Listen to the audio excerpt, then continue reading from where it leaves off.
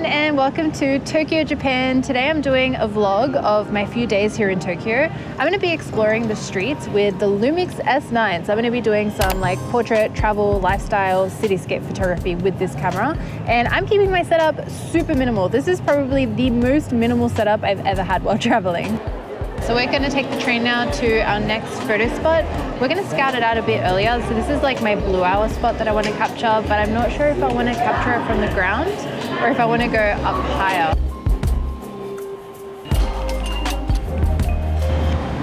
I keep pressing a shortcut by accident on the S9, which switches off the constant preview or whatever it's called that shows you the exposure. I don't know what button has that shortcut set. None of them. But somehow I keep switching it off. That's like the third time this week that I've done that. I don't know. Tech support, just figuring it out. This is a nice underpass. Update. Jules just put auto ISO on and had her display function not show anything, so... Oh yeah, I have the settings turned off.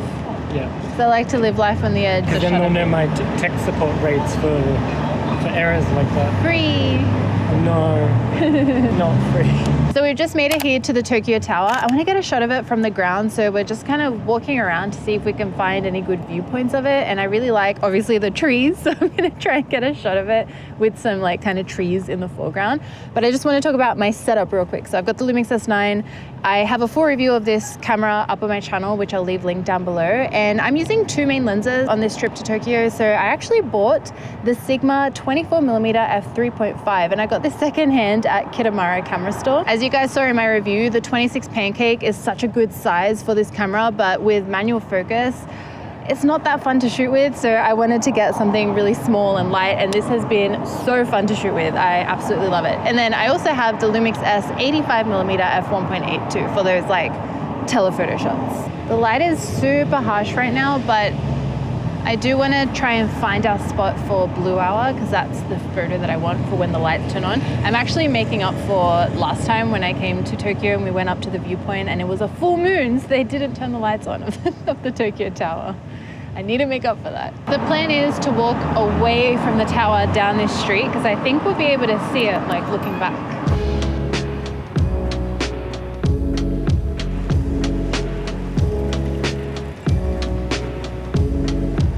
Oh, I love that. I like the shots that I got at the end where you could like just see the road leading lines.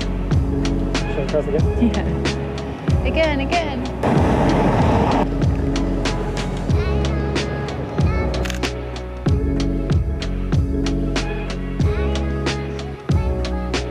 Found a good little portrait spot here too. I love how you've got the stripes of the crosswalk behind and obviously the Tokyo Tower in the background too. Yeah, so Dan and I are going to get some portraits of each other here. I do have the 35 1.8 with me as well. I can't leave the house without a 35. Give me a break. When Jules ain't looking, I'm going to throw the 35 out the window of a high-speed moving train. Yeah, I'm switching over to the 24 now. 24. Do you have a cap? It'll probably look better because it's f3.5. I know you can put a 1.8 lens to f3.5 as well, but I won't.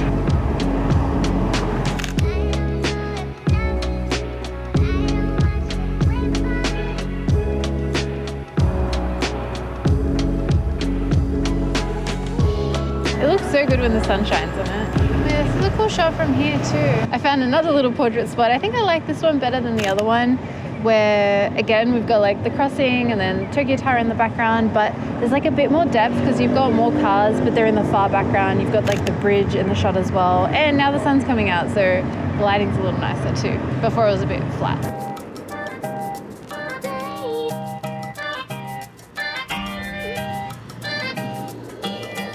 I'm gonna need an 85 because that is a cute building on the corner there, and I just see like, I love in Japan there's so many like elevated places to take photos from like an upward angle. I am the drone. It's just like interesting because yeah, otherwise I don't normally take photos from this perspective.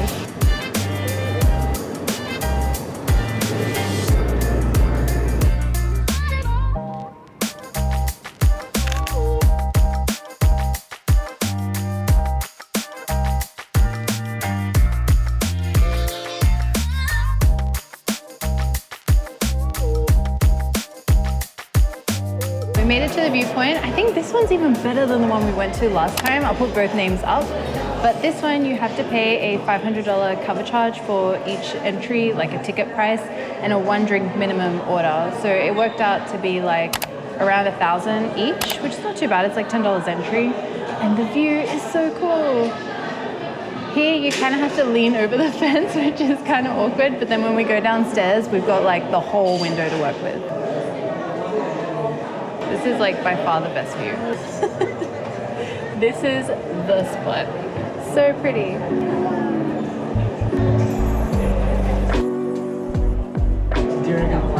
don't know. This is what happened last time. If you ever find yourself in need of extra footage, such as moments like these, then you can find everything you need at Storyblocks, who are the sponsors of today's video. You can choose from over 1 million high-quality videos, pre-made motion graphics templates for your video editing, music, sound effects, images, and heaps more, which are all 100% royalty-free and for a predictable subscription cost. This means you can use Storyblocks to improve your content or your clients' content. Storyblocks are also regularly adding new media to always keep the library of assets fresh for you to use. Please make sure to check out Storyblocks by using the link in my description. This is what happened last time. We were like, okay, the lights are going to turn on at 6:15, and then they didn't. We're like, okay, maybe 6:30. It is now 6:36. So maybe 6:45, because I read that they turn it on half an hour before sunset, but sunset is now. So half an hour would have been 30 minutes ago. Please, I hope it turns on. You're just standing there waiting for the lights. Why? I'm on the shore. Damn, you guys, you know what Dan's doing? He's standing there like this. I don't have a viewfinder. Like this, waiting for the lights to turn on so he can capture it on video. And if it happens right now, you're going to be sending me back to Japan. I don't know if it's going to happen. Maybe in 3 minutes at sunset time. 4:46, 6:46. I'll take a break. When's it going to turn on? Come on.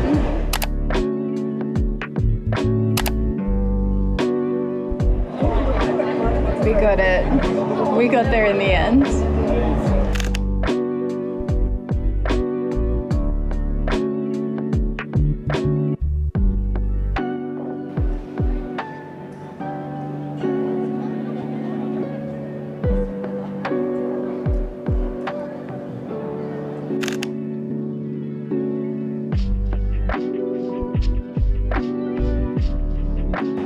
Finally got it. I redeemed myself the last time. I used every focal length we have on us.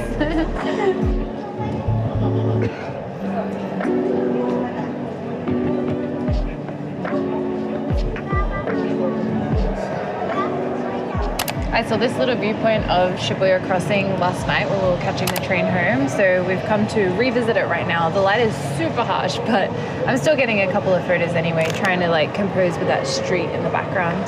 And I actually think just down there is a more interesting composition as people are walking out of the train station into the harsh light. I'm waiting for, I want like a singular person that stands out, maybe someone with an umbrella or a person in like something red.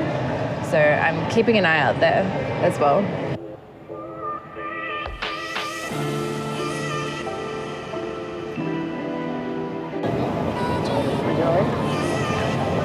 Let's cross. Next, we headed to the Starbucks at Shibuya Crossing because there are some great views of the crossing from here. Again, I was keeping an eye out on subjects I could isolate in my frame and also trying to capture some of the chaos of the crossing too. I don't normally shoot in harsh light when traveling, but I ended up really liking how these photos turned out.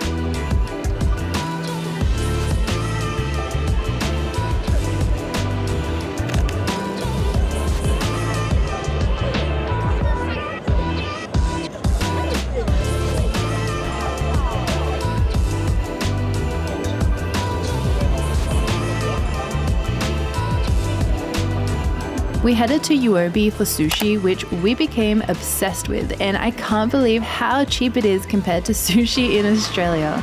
Each plate was around $1 Australian. We spent the rest of the day doing some shopping. Jules, what's happening? I didn't realize everything here is $1. I'm in heaven, stationary heaven. I'm gonna load up my basket. We're gonna be here for a while. So should I just come back like in 2 hours? Yeah. phrase. Headed out for dinner and finally ended up catching up with Pat Kay, who I filmed a podcast with. And that podcast is out now if you want to listen to it. I'll leave it linked in the description. We're here with Pat Kay, everyone. We're in your studio. Do you want to give us a little tour? It looks amazing. Yeah, sure. I want to see. Entrance, storage stuff, none of the exciting things just yet. Currently the studio is in podcast mode. This first desk is for overhead shots, top downs, we've got like the rig and all that kind of stuff. This second desk is for my gaming. I mean, you gotta have one of them. This one is my desk, my setup with the big speakers and the standing desk and the whole shebang, double monitors and all the rest of it. Mac Studio in the corner there as well. Is like a the standing desk. It's got like individual motors in each leg.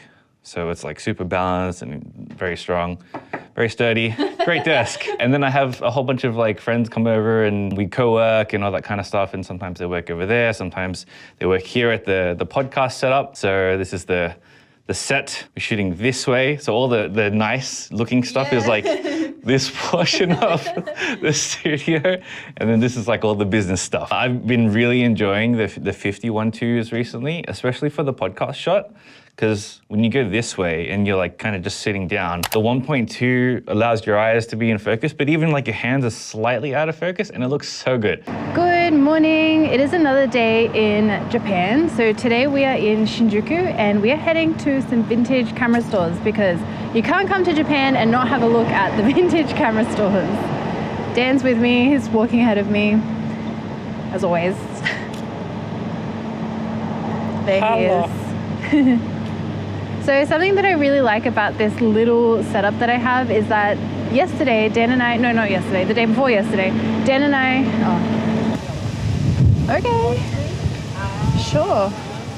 Why is it so windy all of a sudden? Anyway, this isn't working. So something that I really like about this minimal setup is that I end up taking the camera to places where I wouldn't otherwise have.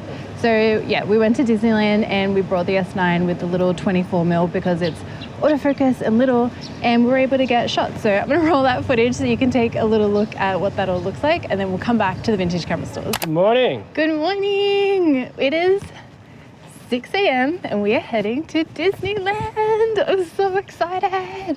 And the streets are totally empty. Dan's always getting the hot coffee from the vending machines. And then I put it in my bag and I forget that I have hot coffee and it's cold. Platform 1 local. The cable line.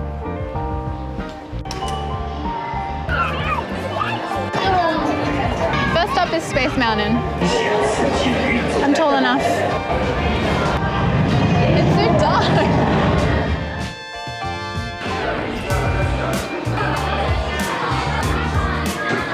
Trying the famous mochi balls. Let's try it. I was not expecting that. It's just like fudge. So mine was chocolate. Dan bit into his. Turns out it's strawberry. So what's this one? It's either going to be vanilla or pineapple is my guess. I don't know. It's like cream, like creamy. I think it's time to go to ride number 3. Oh, I can fit it with my hat. Okay, cool. Woo. We're lining up for our first and probably only popcorn flavor. There might be one more. There's like a white chocolate and matcha one, but this is curry popcorn and it smells so good. Curry popcorn taste test. Hopefully it tastes the way it smells. Yeah, it does. That's so good.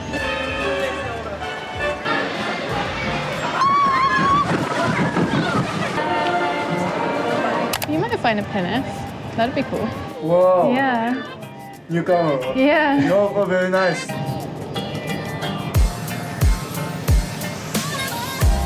Love getting people on bikes. It just looks so nice in a photo. It's always like, this street is so cool. It's like the right amount of busy. Yeah. On the lookout for food now.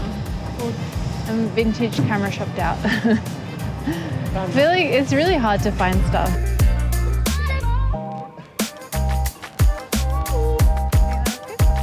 In this location, the sun was super harsh again, so I edited these photos with my Havana preset pack to soften the way the light looks a little. I ended up preferring what the 35mm f1.8 photos look like in this location compared to the 24 f3.5. We have more background to foreground separation with the 35, which is really helpful to get me to stand out from the busy location.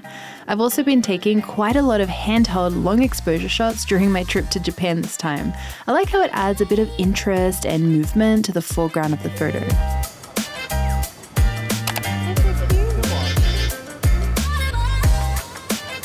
Well, you either come here when there's no people and everything's closed for photos, or you come here when there's lots of people but everything's open. So it's kind of like a lose-lose situation.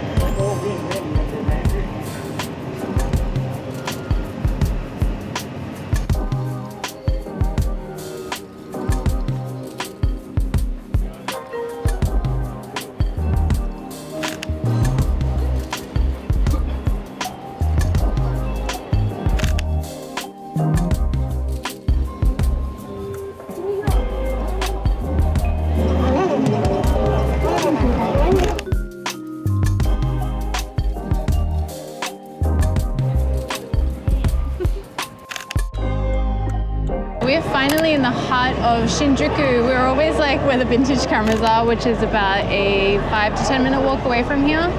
I personally like it because it's a little bit quieter, so it's easier to do kind of street photography and portraits, but this is really cool. I didn't think we explored this last time we were here. Dan almost tripped on a ball. I didn't see it, sorry. Yeah, there's a giant Godzilla head just up there on that building. Don't look into the truck.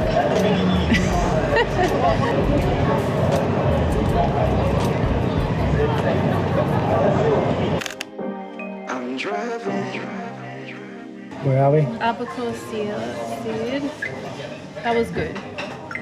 Jules is Also concentrating. salmon seed. Jules is concentrating. She's like, don't talk to me.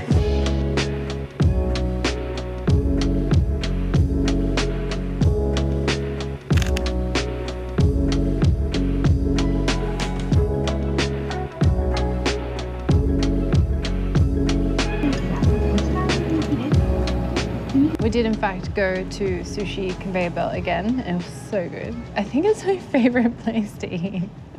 We've had like real sushi from like a nice restaurant as well, but the Conveyor Belt is just so much fun.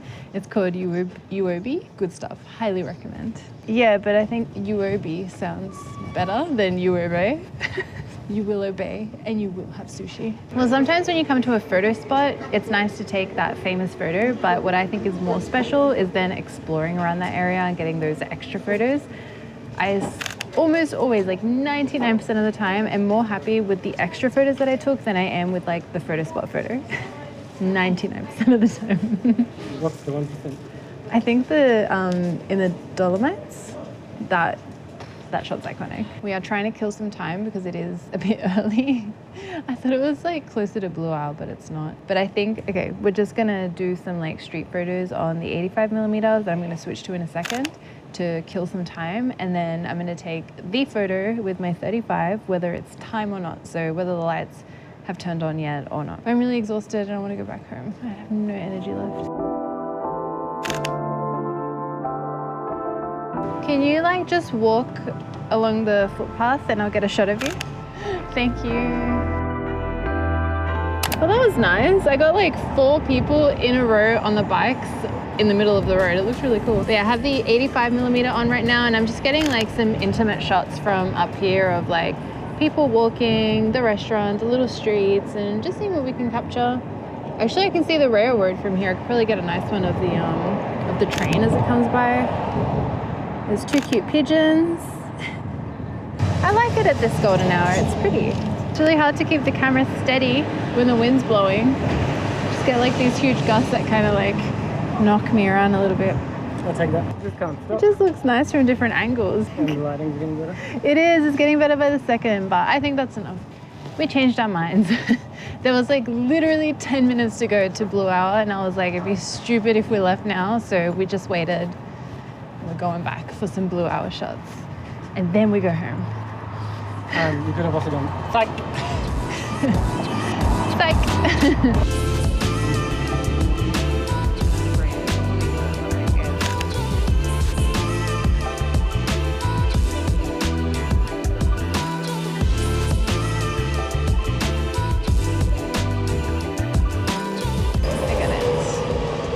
I think we have the shot now. I'm not waiting till nighttime.